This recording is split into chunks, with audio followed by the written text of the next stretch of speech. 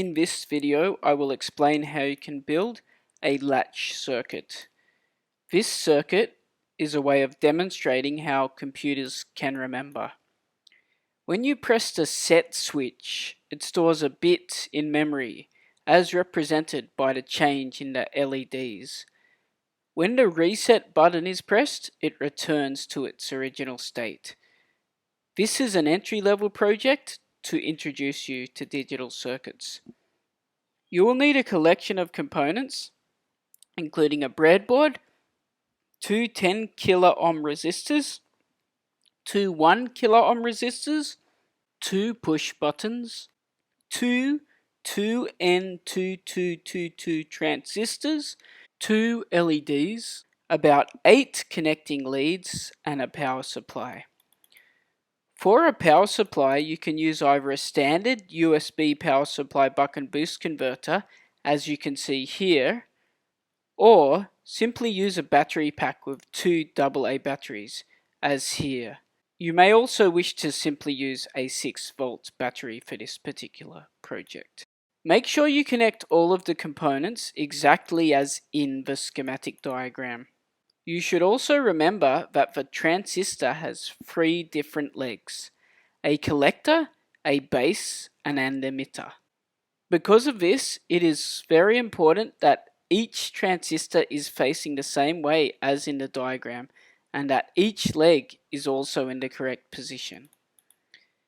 If you are using the standard USB power supply buck and boost converter, simply connect the positive and negative leads in the same place as you would the leads from a battery pack.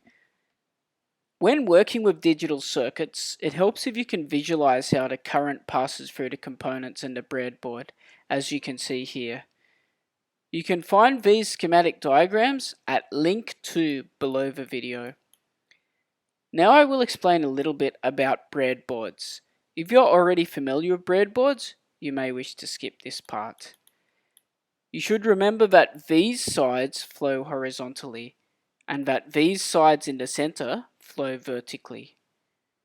You should also remember that there is actually no connection across the center of the breadboard.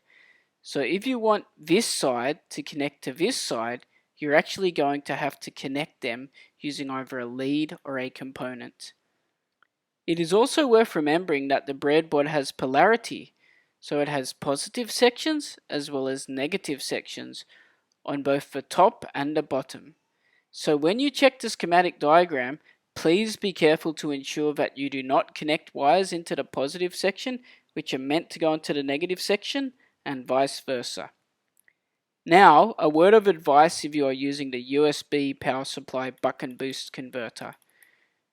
You should probably set the voltage to about 6 volts for this project. Be extremely careful to connect the circuit correctly before connecting the power. If this is done incorrectly, you could destroy your buck and boost converter. Also make sure the leads are secured using a screwdriver so they do not slip out.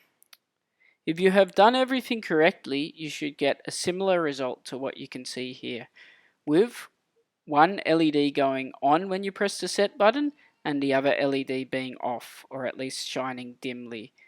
Then, when you press the reset button, the LED should switch so that the opposite one is on and the other one is either off or lit up quite dimly.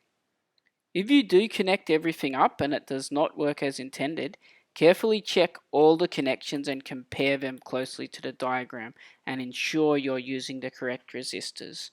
You may also want to switch components, especially if they are old. The power source can often be the culprit. You may also wish to flip the transistors.